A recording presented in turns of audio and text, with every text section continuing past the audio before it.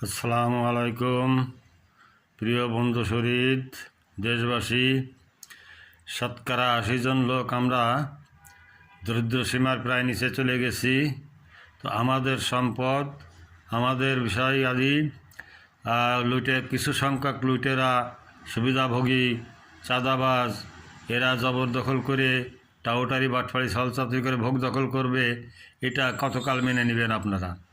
আমার মতে এখন প্রত্যেকের সোচ্চার হওয়া উচিত, সংঘবদ্ধ হয়ে এই সমস্ত কুচক্রীদের, শয়তান বজ্জাত, চাঁদাবাজ, লুটেরা, খুনি, ধর্ষকদের বিরুদ্ধে হাতিয়ার ধরা উচিত। আমি সবাইকে বলবো যে আপন পর নেই, প্রত্যেকের সহযোগিতা এগিয়ে আসুন, দুর্জনদের রুখে দিন। তো এই দুর্জনদের রুখে দিতে পারলেই আমাদের দেশটাকে আবার শান্তি সুখের দেশ হিসাবে গড়ে তুলতে পারবো। আমিন।